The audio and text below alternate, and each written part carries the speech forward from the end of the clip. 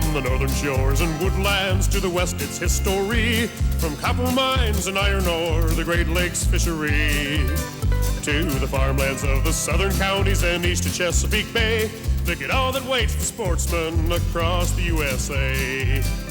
And sometimes when the moon brings out the diamonds in the snow, the stillness of the forest is encased in Arctic cold.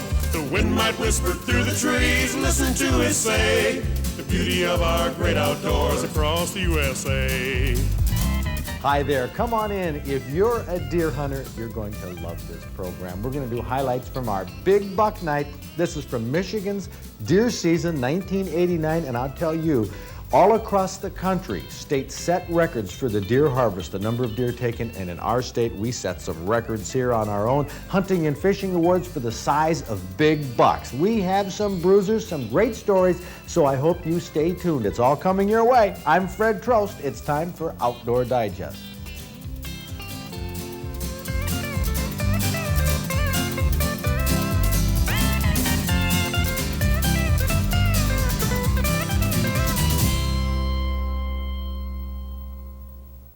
Roger Hanselman from Mount Clemens took this buck, took it bow hunting. It's the biggest buck we have here on Big Buck Night with a bow. And you took this on what day, what part of the season? It was the 5th of November, first weekend in November. Now you live in Mount Clemens, but you hunt. This is another southern Michigan corn-fed bruiser.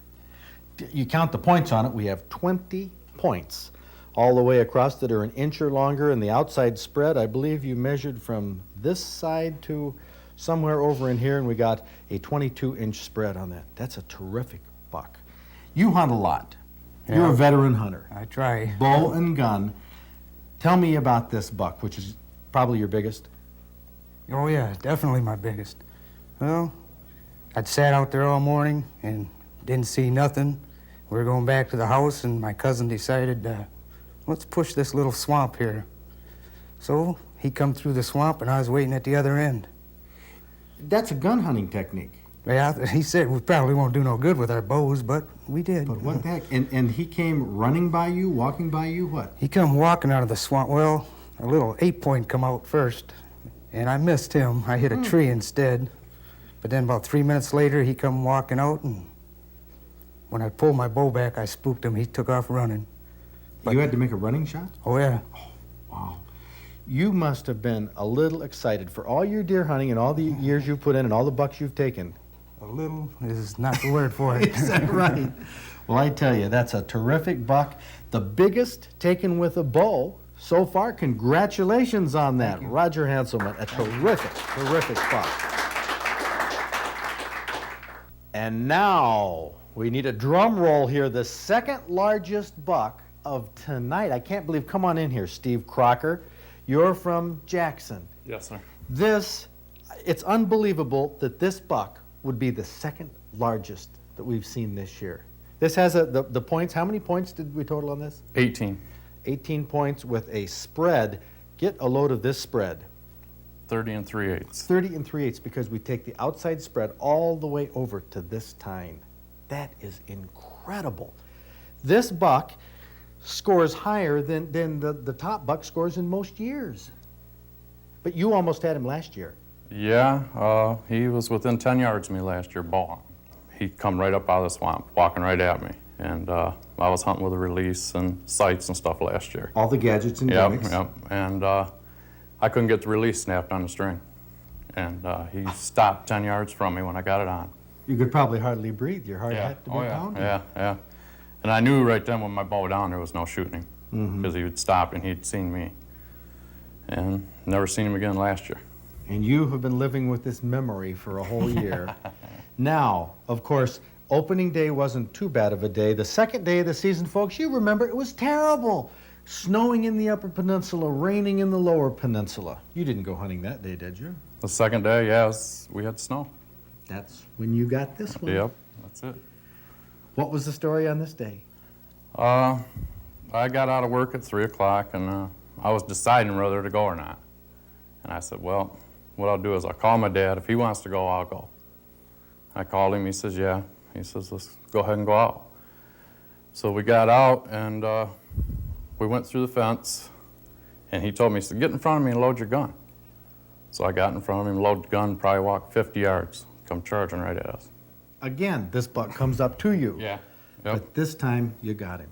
Yep. Yeah. Man, look at this rack with the tines out here, the palmation, the width of 30 5/8, an incredible rack. And the thing is, you almost take the prize for the longest stretch without a buck. How many bucks does this make for your record book? First one. The first buck. How about that? Congratulations, Steve Crocker, the first buck. However, we have one story that's going to top you for the longest wait.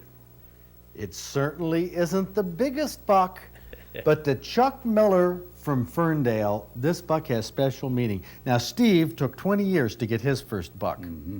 How long have you been hunting, Chuck? 39. How many bucks have you taken? This is the first one. The first one. How many bucks have you seen in that 39 years of deer hunting? Two? Yeah. Last year I missed it.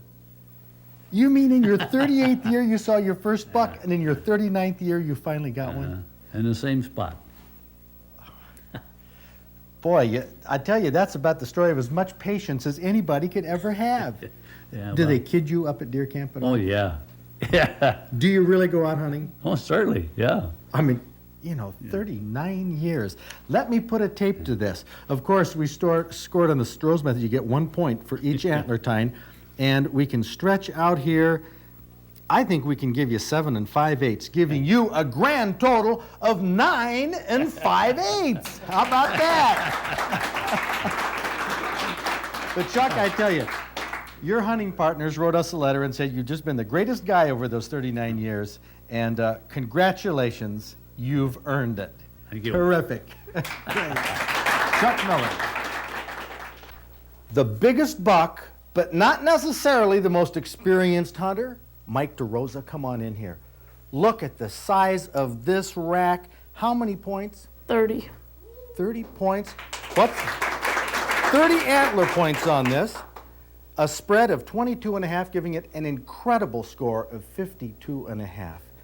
Mike Deroza, you probably have many hunting tales to tell about your years in the woods. Back in the old days, how it was? Yep. Yep, Folks, this deer starts his old days. 14 years old, first year hunting. You know, you're going to be asked to do seminars all around the state to talk to groups of hunters and tell them how to get the big ones. So tell me, how did you get this one? Well, I was sitting there early in the morning, and about 8:20, 8:30, I hear this noise coming from behind me. And all of a sudden I glance over and I see him sniffing the ground. And so I picked up my gun, aimed, I shot, I missed. You missed? I missed. The deer took off. It just took right off, and then my dad heard the shot, so he came and he asked me, well, where's the deer? I go, I missed the deer. And he was kind of angry. He was angry. Did you tell him, how big did you say it was? Well, I just said it was an average because I didn't really pay much attention to how big it was. That was an average buck that took off. Okay. So after your dad chewed you out a little bit, Yeah. Then he looked around at the tracks, and it only ran for maybe 15, 20 yards. Then he noticed it started walking again. So he said, well, sit back down, maybe they'll come back. Thinking, never is he going to see that deer again. So my dad left, and I sat back down. About 5 minutes later, came right back, exact same tracks. this buck. This same exact buck. Do you have any idea what it was sniffing or why it would come back? Well, it was going to a scrape, Oh, and you knew that scrape was there? and I knew it was there. Oh, excellent. Excellent hunting tip right there, hunting a scrape. So it came back, and then what did you do? Well, I picked up, shot, and it dropped. Oh, be darned. What a story. You know, poor Chuck Miller. You know Chuck that was up here, 39 years hunting. He's never seen this many points in the woods. Just this part of the rack. All his hunting life, and you got 30 points, 2 chances at it. Do you buy lotto tickets? No. You should. You honestly should. That is an incredible story. Look at this. 30 points. Mike Deroza, you will be asked to talk about this, and I think it's an incredibly interesting story. Mike, congratulations. You have kicked off your hunting career in a phenomenal fashion. It's going to be all downhill from here. Okay? Good. That's a great wrap.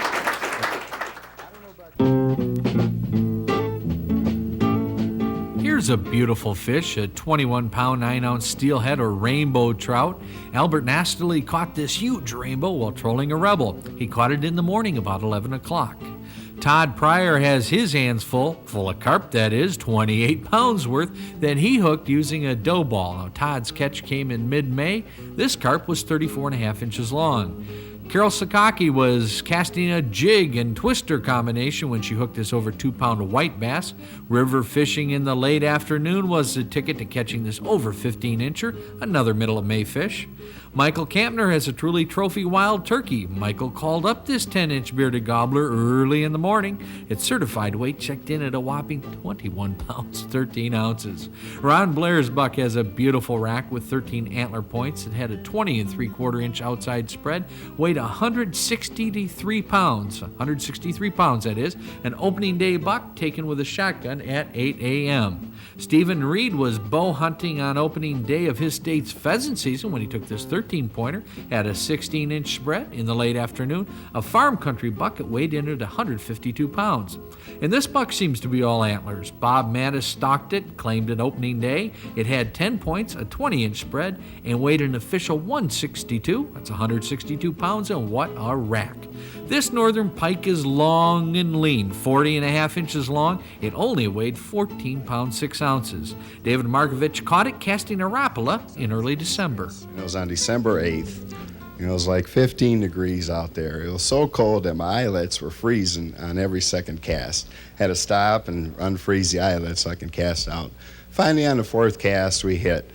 And he hit one time, and he circled around or something. About 5 seconds later, he just pulled my rod right in. I thought he was going to pull the rod right out of my hands.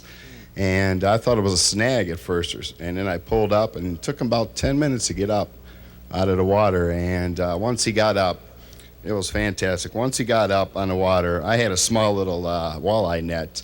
And all of a sudden, this guy come running down with a big salmon net. He says, "No, let me get this." And it took about 15 minutes to bring it in. I was using 6-pound test line, too. Joe Markovich, you tell a mean fish story and catch a lot of monster fish to back it up. Let us thank you for entertaining us by making you our Outdoor Digest Trophy Angler of the Week.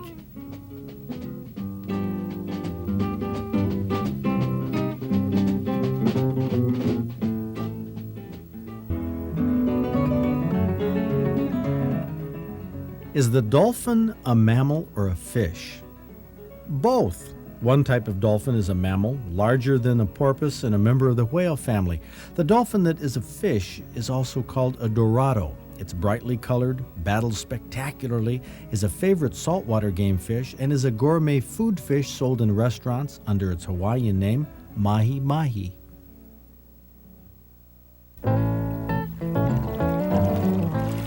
Save Our Stream Banks, a survey of methods, is a brand new 21-page booklet that discusses how citizens can stop soil erosion on stream banks, an increasingly serious water quality problem in areas facing heavy development and human activity. High sediment levels in streams kill fish and aquatic vegetation, suffocate spawning beds, and carry heavy metals and pesticides from agricultural areas into fragile aquatic ecosystems. Produced by the Save Our Streams program of the Isaac Walton League of America, the booklet cost $1. Now, this booklet was written for any individual concerned about the health of local streams and stream banks, says Karen Firehawk, National SOS Coordinator. It basically outlines simple methods in great detail so anyone can decrease soil erosion and save fish and their habitat. To order the booklet or learn more about the Save Our Streams Banks program, contact the Isaac Walton League of America, Save Our Streams, 1401 Wilson Boulevard, Level B, Arlington, Virginia, 22209. Or call them at area code 703-528-1818.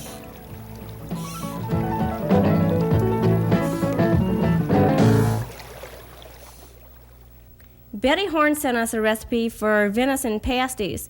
And pasties originated in the UP with the miners. They used to take them down into the mine with them and then heat them up on their little heaters down there.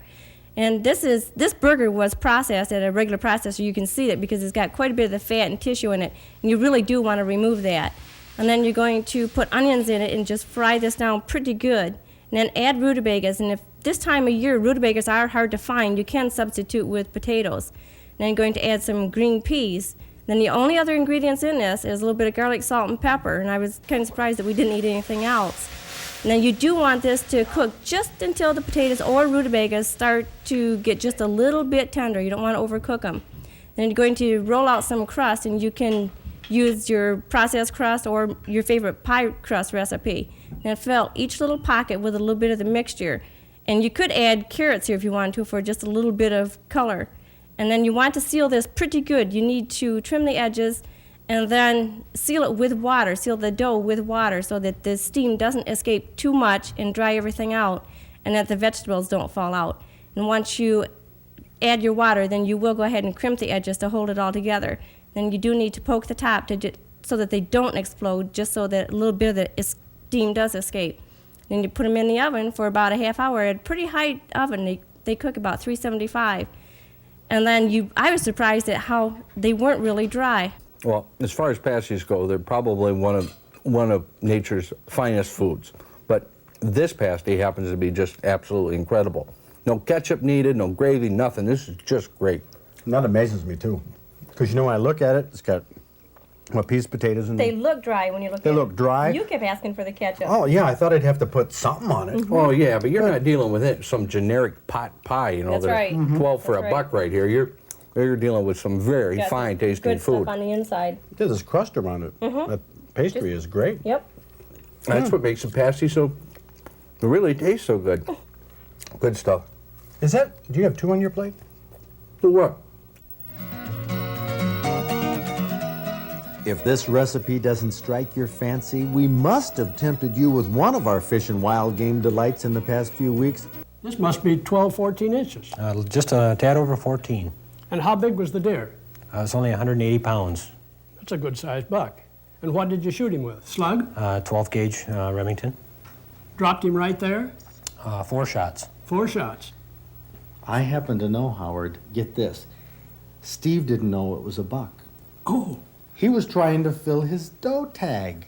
Is that right, Steve? Yes, it is. I was walking crossroads through a cornfield, heading back for lunch, and looked down one of the rows, and I saw a deer standing in crossways in the corn there, and its head was behind one of the rows, so I decided might as well shoot, maybe I'll get lucky. And I shot once and looked down the next row, and it was running away from me, and all I could see was horns, and it was knocking down 2 rows of corn with its horns as it went, and I put 3 more slugs in from behind before he went down. Man. I'll bet you're going to have this mounted so you can look at it every day the rest of the year. You bet. Look at that 14-inch tine. Never have I seen anything quite like it. Isn't that incredible, Steve? You're one heck of a lucky hunter. Thank you. Golly. Thought it was a